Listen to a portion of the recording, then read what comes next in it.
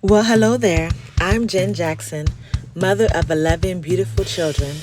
While my life is filled with wonder and adventure, it can sometimes be laced with confusion and what feels like chaos. Can you relate? My goal is to point out that while motherhood may have its challenges at times, it can also be beautiful and marvelous. As a mother, you have a superpower that cannot be duplicated. You are the true Captain Marvel. Let's talk about it. Welcome to episode 21 of Marvelous Motherhood with Mama Jen. And today, I'm going to talk about some of my birth experiences. Because motherhood starts from the moment you conceive and are pregnant with your baby. We start making decisions for our children from the very beginning. Once a woman finds out she's pregnant, the very first decision she makes as a mother is choosing life. And for most women in the world, that comes naturally. It's not even a question. As soon as she finds out she's pregnant, that mother starts to make plans for that baby right away. But even for those who believe that choosing life for your child is an actual choice and not a given, even when you decide to keep your baby, you are making a very important and a great decision for your child from the very beginning. When you're pregnant as a mother, you're already deciding and making decisions concerning your baby's health. You may decide you're not going to drink alcohol during your pregnancy. Or if you smoke, you might decide to stop smoking during your pregnancy. You decide to do and participate in safe activities. If you're the type who likes adventures, you might decide you won't go rock wall climbing or go on roller coasters or go bungee jumping during your pregnancy. You go to doctor's appointments and decide whether or not you're going to get vaccinations based on your pregnancy. We decide what clothes our children are going to wear. We decide where our new baby is going to sleep once they're born. All of these decisions we make while we're still pregnant. We are making motherhood decisions before the baby is even born.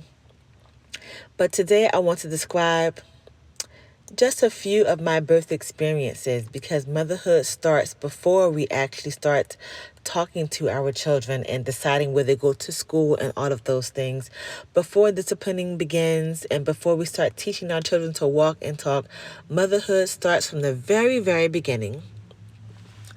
So one day, when I was pregnant with my third, I was on my way to a friend's birthday party. I woke up in the morning feeling cramps, but throughout that pregnancy, my third pregnancy, I had Braxton Hicks the whole time. As a matter of fact, I had so many Braxton Hicks and so intense at times that there were times that I thought I was going to deliver my baby prematurely. There were times in the beginning of my pregnancy that I was praying hard against a miscarriage. I was just so paranoid about miscarrying. But by the grace of God, I did not have a miscarriage, and my pregnancy continued.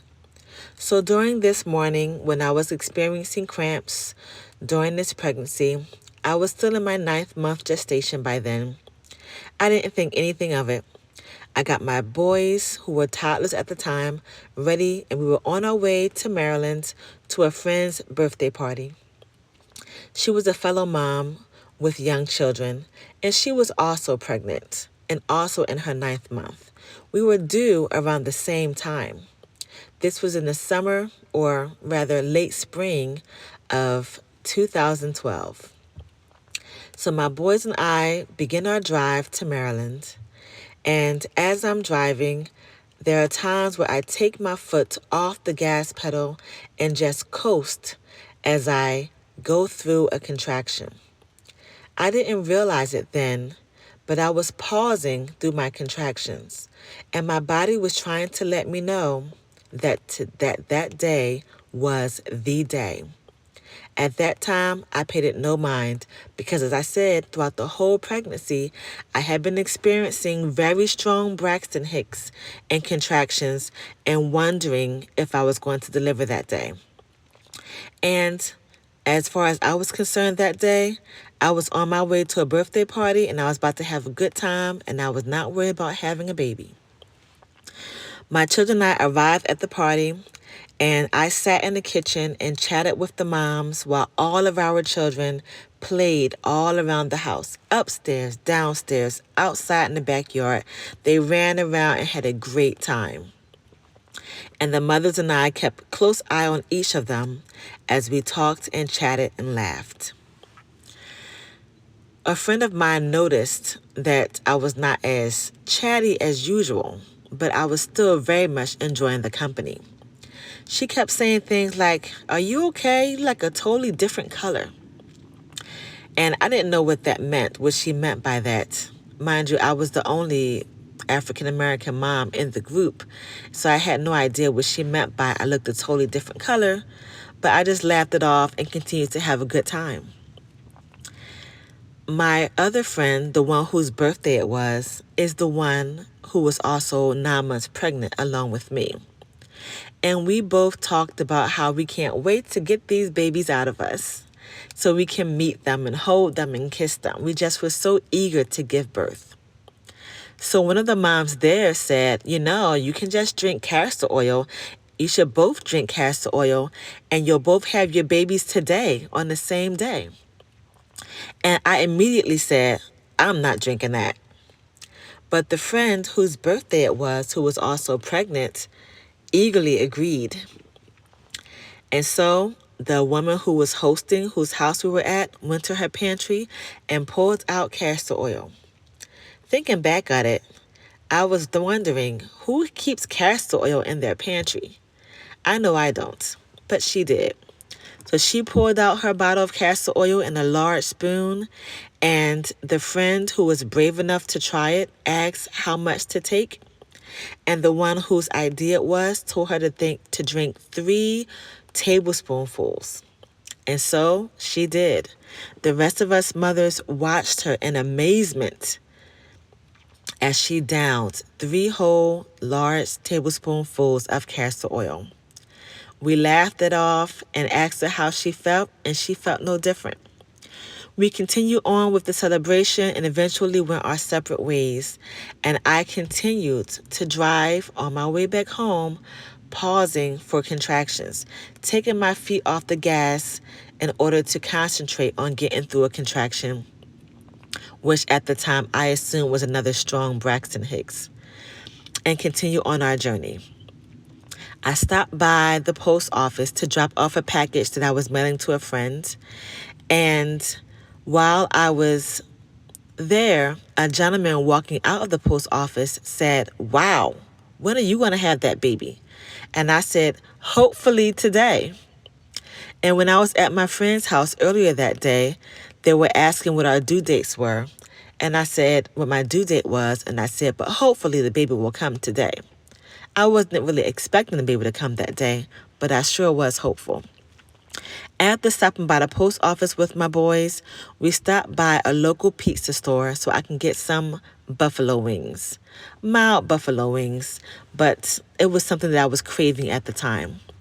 When I walked in there, I saw a group of friends that I know from the camp my husband was working at who were having lunch together, or rather, I guess an early dinner together, because this was late afternoon, early evening by this time. And I walked in wobbling more pronounced than usual, and they greeted me warmly. They asked me when the baby was going to come, and I said, "Hopefully today." So they asked if they could pray for me. And right there in the restaurant, they prayed for me to have the baby that very day and to have a very safe delivery for me and the baby. And they prayed for a few other things as well. I thanked them, got my food and paid for it, and got back in the car with my boys, and we drove to our home. While there, I sat and ate my buffalo wings. My father came over because he and my husband were planning to go to Home Depot to get materials to put a new carpet on the floor. I said hello to them, ate my buffalo wings, and they left very shortly after that. But within about 20 minutes of them being gone, I suddenly had the urge to move my bowels. I sat on the toilet and moved my bowels, and the urge never went away. And then the contractions got so bad, I had to lay on my bed. I went to my bed to lay down and try to take a nap. And then I realized I can't sleep through them, and they were too painful. I twisted and turned and realized suddenly my baby was descending down the birth canal. So I jumped out of bed, grabbed the phone, and tried to call my husband. However, in the house where we lived at, our house belonged to the campground where my husband was working.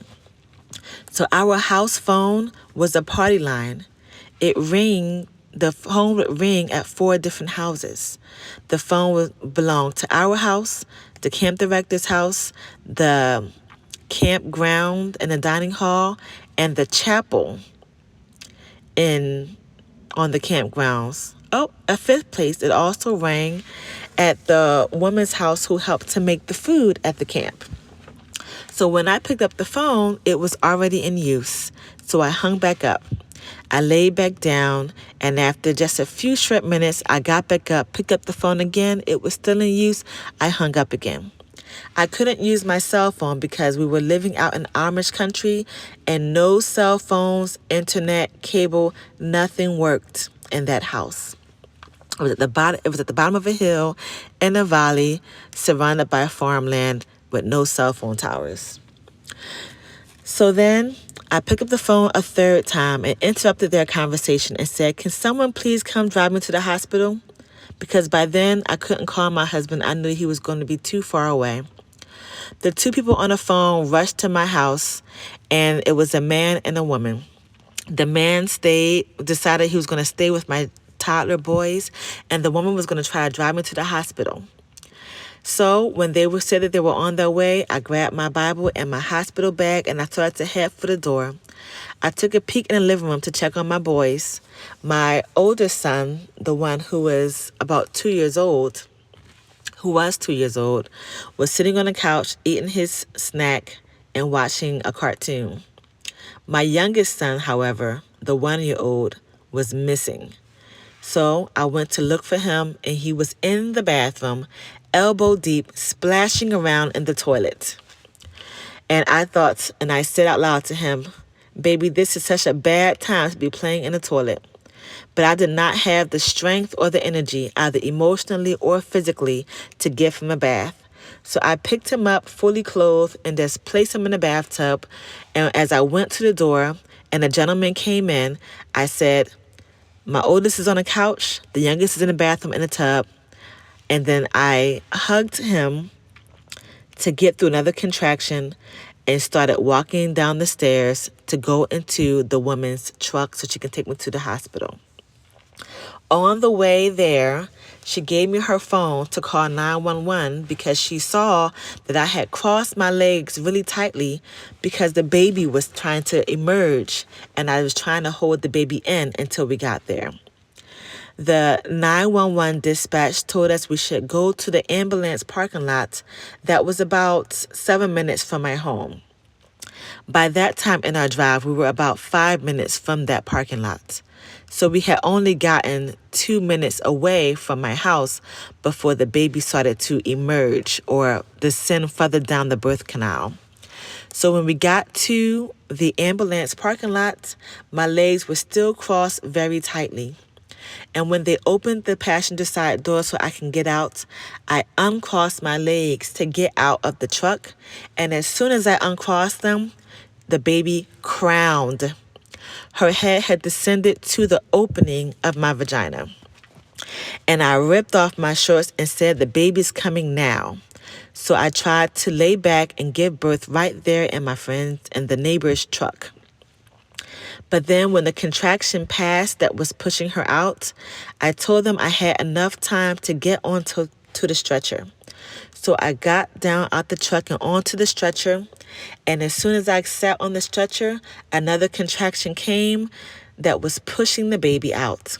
So I laid back with my legs spread eagle outside under the clear blue sky, facing the road with a nice Baptist church right across the street. Cars were driving by on the road right in front of me, and I wondered if anyone happened to catch a glimpse of what was happening in that parking lot.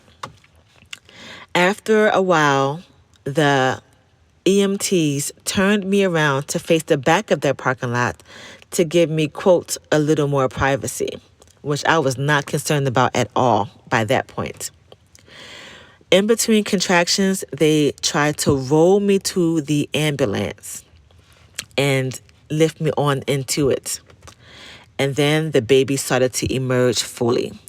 Her head was coming all the way out. The EMT started yelling very unhelpful things like, "Wow, her head is so big." And I yelled, "It is?" But the woman who drove me there, that neighbor, happened to also be a midwife by God's providence. And she corrected the EMTs and said, "No, Jennifer, the baby's head is the perfect size and you're doing great. Just go ahead and keep on pushing." And the EMTs quickly corrected themselves and said, "Oh, no, yes, sorry. We're just used to delivering premature babies because we used to work in Florida with women who were on drugs and blah, blah, blah." None of the information was helpful when I'm giving birth. But by God's providence, the neighbor who drove me to that parking lot was also a midwife. And so she knew how to keep me calm and encourage me to continue on with having my baby. The baby quickly emerged and was placed on my chest. And the neighbor who drove me to the ambulance parking lot told me I did a great job. She said her goodbyes and drove back to my house to help the gentleman watch my toddlers. And the EMTs drove me to the hospital.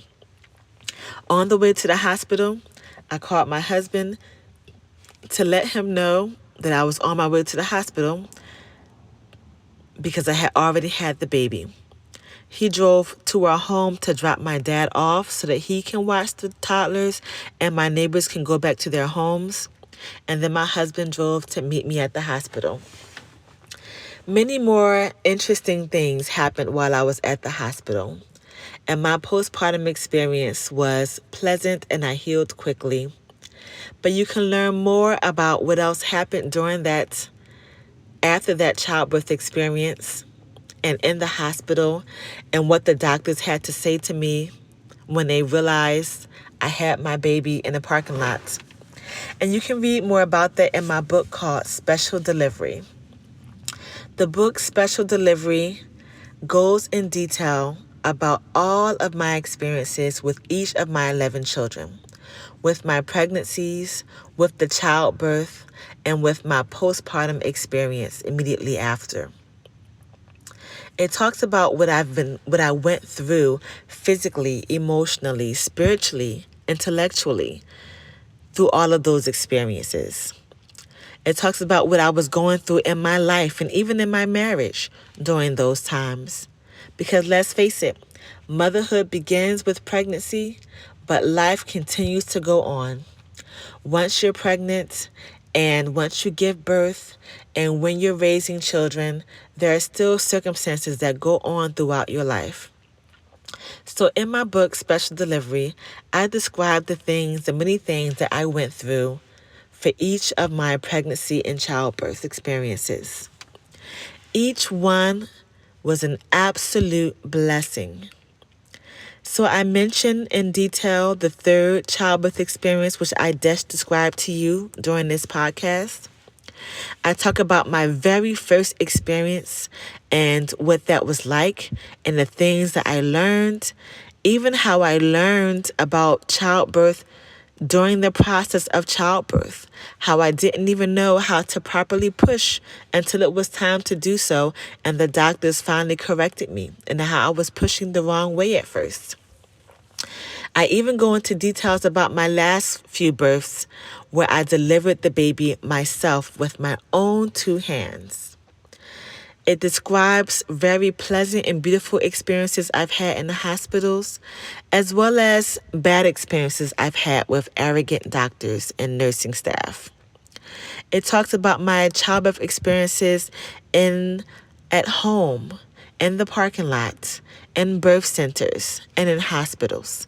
It talks about my postpartum experiences and the experience I had with the baby blues, as well as me healing from childbirth within a week and a half completely, with my uterus shrinking all the way down. So if you want to hear about those things and all the lessons that I've learned about pregnancy and childbirth and hormone changes and how to combat different things and what the challenges were and what the blessings were, please check out the book. I also describe my experiences with miscarriages, because sometimes people see how many children I have and assume that all of my pregnancies were complete successes. And while I will say that all of my pregnancies and childbirth experiences were beautiful and an absolute blessing to me, I have experienced times of loss. And I explain in my book as well what was going on in my life during those times and how I felt about it and how I got through it. And with each childbirth experience, I mention my children's names, the scripture that I associate with each birth experience, the things that I've learned, and I give all glory, honor, and praise to God. So check it out. It's called Special Delivery by Jennifer A. Jackson. 11 unique birth experiences, one very blessed and grateful mother. You can find it on Amazon. And what I've learned from each of my experiences is, as I mentioned, that motherhood begins from the moment of conception. We start making important decisions for our children from the moment we realize that we're pregnant. And motherhood is marvelous because giving birth is a unique experience every time. Even though I've given birth 11 times, each time was unique and special in its own way. And even with delivering the last few babies with my own two hands, even those experiences were different from each other in their own ways. Motherhood is marvelous because we get to bond with our babies from the moment that they're in the womb, when they kick, when we rub our bellies, when we look at their images through the ultrasounds, when we talk and read and sing to our babies from the womb, even when we're naming our babies and talking about our babies and telling others about them and about our pregnancies. All of those are ways that we bond with our children from the very beginning. No one else, not even their fathers, can have that experience.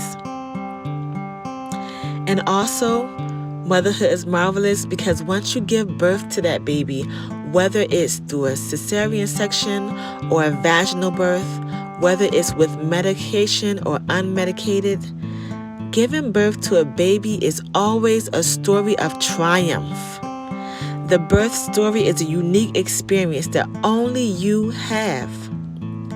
And then, once we delivered that baby, motherhood is marvelous because we get to raise those children and watch their personalities bloom and watch them as their skills and talents and interests blossom.